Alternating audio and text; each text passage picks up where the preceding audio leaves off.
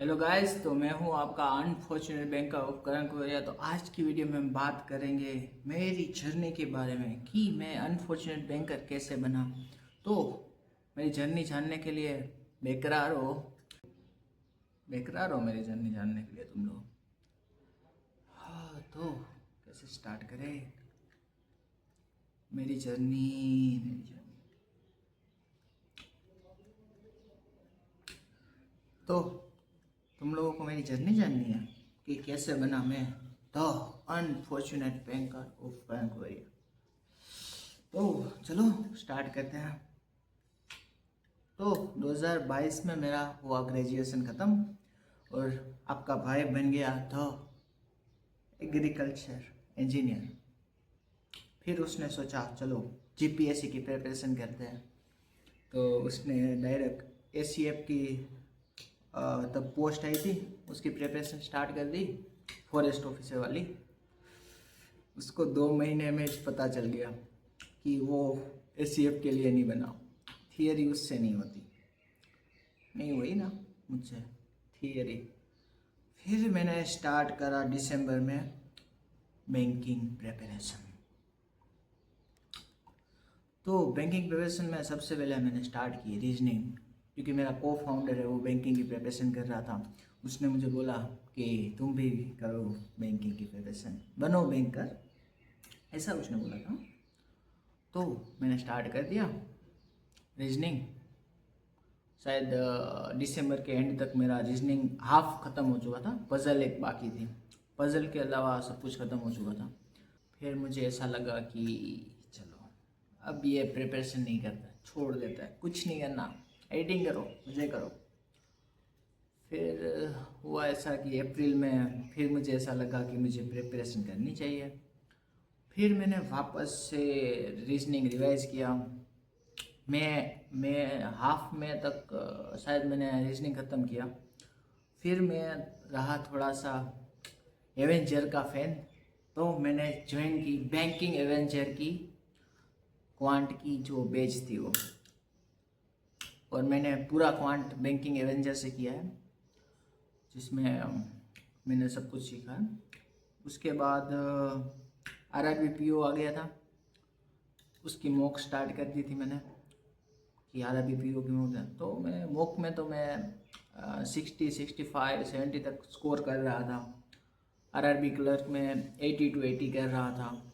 फिर जब मैंने पहली बार एग्ज़ाम दी आरआरबी पीओ की, तो मैंने 52 अटैम्प्ट किए। यानी जिस एग्ज़ाम का कट ऑफ ही 55 या 58 जाता है, उसमें मैं 52 अटैम्प्ट करके आया था, जिसमें एक्यूरेसी का मुझे पता नहीं था कि एक्यूरेसी होगी कि नहीं होगी। उसके बाद मैंने आरआरबी क्लर्क का दिया था, उसमें मैंने 78 शायद अटैम्प्ट किए थे और मेरे 73 मार्क आए थे। उसके बाद मैंने आईबीपीएस क्लर्क का दिया था।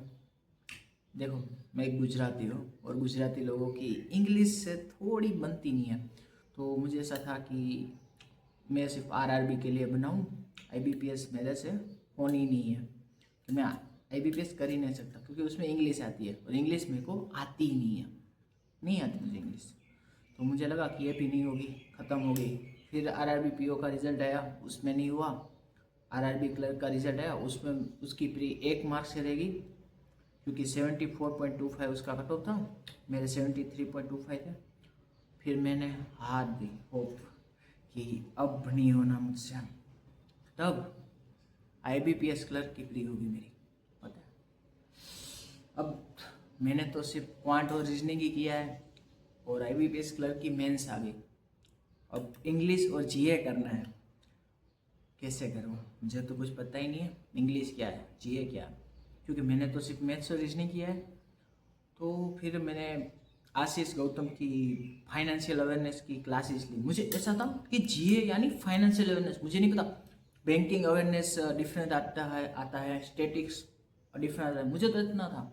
ये फाइनेंशियल अवेयरनेस कर ली यानी पूरा जीए ख़त्म हो गया, पूरा ऐसा ही था मुझे। और फिर मैंने आईबीपीएस क्लर्क की एग्ज़ाम दी। मुझे ऐसा था कि मैं मैथ्स और रीजनिंग में फोड़ दूंगा, बट उसमें उल्टा हुआ। मैंने क्या 15 तक के रीजनिंग के अटैम्प्ट किए थे, जिसमें एक्यूरेसी का मुझे नहीं पता था। और क्वांट में मुझे लगा कि अब तो होना नहीं है मेरा, तो मैंने क्वांट में तुक्के लगा दिए, शायद 20 तक अटेम्प्ट कर लिए थे। फिर IBPS PO की मेंस प्री हो गई थी मेरी, तो उसका भी मेंस दिया था, मतलब मैंने 2 मेंस दे दी थी पहले ही साल में। उसके बाद SBI PO आया, उसकी तो प्री ही नहीं हुई मेरे से पहली बार में। उसके बाद SBI क्लर्क आया, उसकी प्री हो गई थी और उसकी मेंस भी मेरी अच्छी गई थी, तो मुझे लगा कि SBI क्लर्क मेरा हो जाएगा, तो मैंने प्रिपरेशन वापस से छोड़ दी कि अरे SBI क्लर्क तो मेरा हो ही गया है, अब प्रिपरेशन करके क्या करूँगा। बट उसका रिजल्ट लेट आया था, उस बार शायद जून या जुलाई में आया था, तब तक RRB PO RRB क्लर्क के फॉर्म की लास्ट डेट आ चुकी थी, तो मैंने फिर वो फॉर्म भी भर दिए थे और मेरा SBI क्लर्क नहीं हुआ था, नहीं हुआ। वापस से वो हार गए, ये अब क्या होगा। मैं बैंक खुद पे सवाल उठाने लगा कि बैंकिंग मेरे लिए है भी या नहीं है। फिर वापस से मैंने जुलाई से स्टार्ट करा मेरी जर्नी, तो पता नहीं कैसे मेरे मॉक में अच्छे मार्क आने लगे थे डायरेक्ट मुझे, मतलब जो जितने मैं पहले आ रहे थे उतने ही आने लगे थे। मैं PO में 80 to 80 क्रॉस करने लगा था।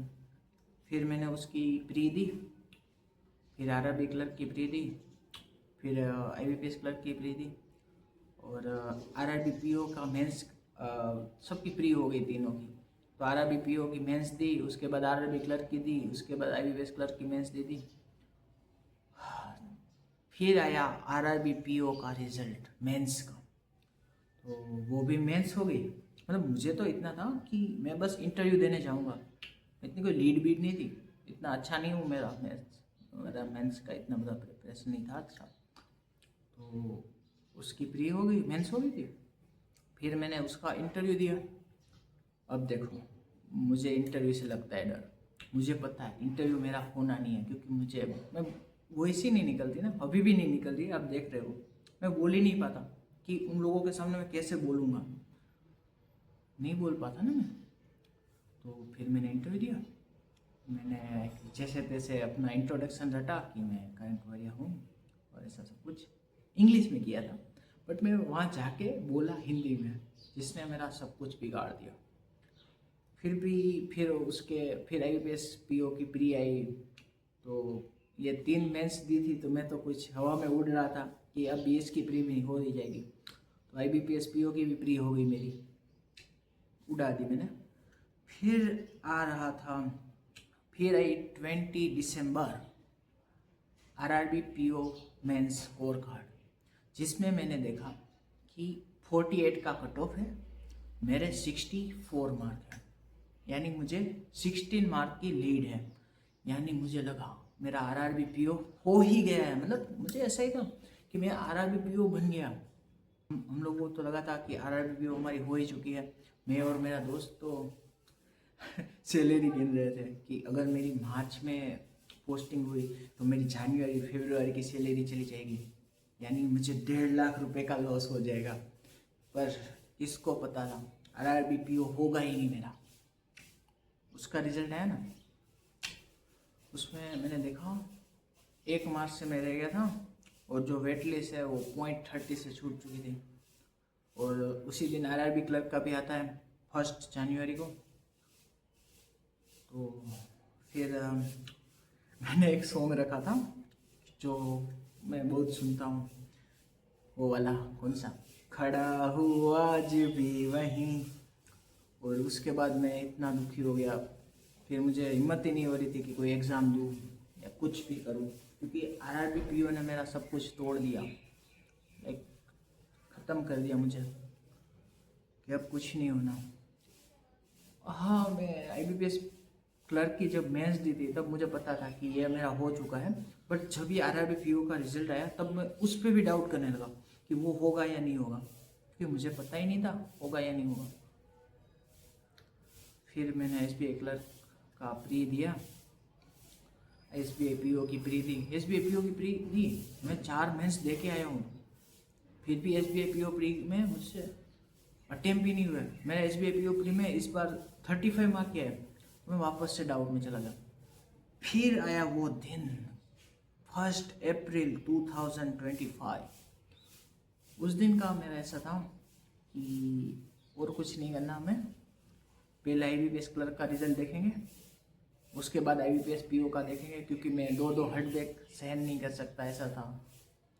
तो हमने देखा IBPS क्लर्क का रिजल्ट, मैं तो ऐसा आंखें बंद कर ली कि क्या होगा, इतना फ्रस्ट्रेट, इतना टेंस था मैं।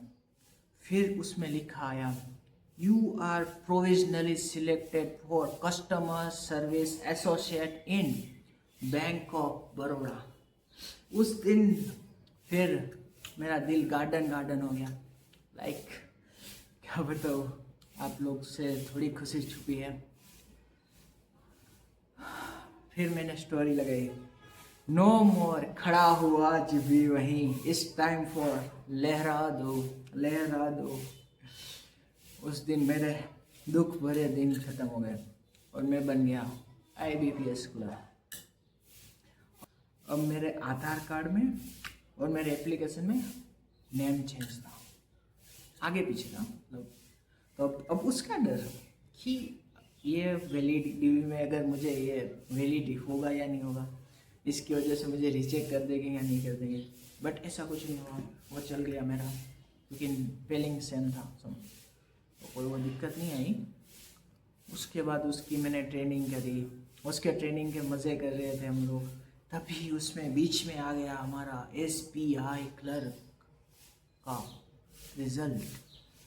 SBI क्लर्क का रिजल्ट, सबका dream job SBI clerk. SBI clerk dignity, destiny होती है, मुझे SBI क्लर्क बनना है। वो एग्ज़ाम मेरा हो गया, SBI क्लर्क हो गया। अब मैं और डाउट में आ गया कि मैं BOP में रहूँ या SBI में रहूँ।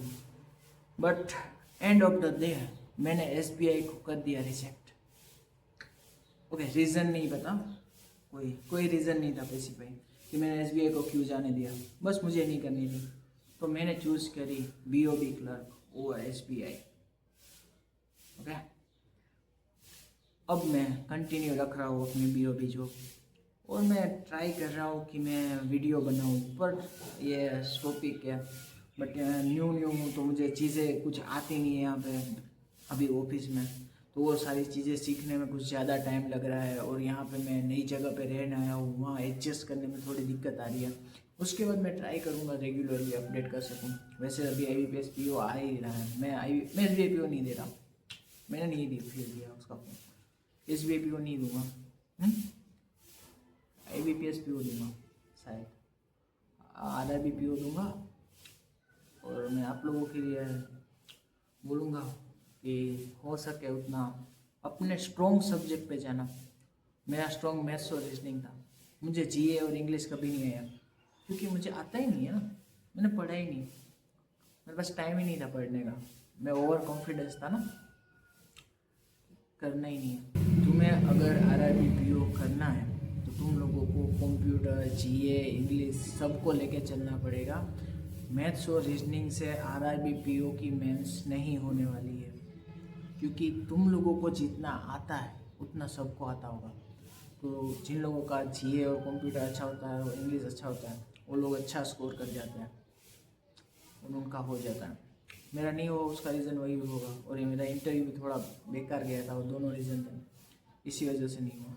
ओके, चलो ठीक है गाइस, तो मेरे यूट्यूब चैनल को सब्सक्राइब कर लो, हाँ, और अपडेट देता रहूँगा। और बैंक ऑफ बड़ौदा में कुछ काम हो तो मुझे याद मत करना मुझे मत याद करना भाई, बैंक ऑफ बड़ौदा का कोई भी काम हो, क्योंकि मैं यहाँ पे चोरवाड़ में हूँ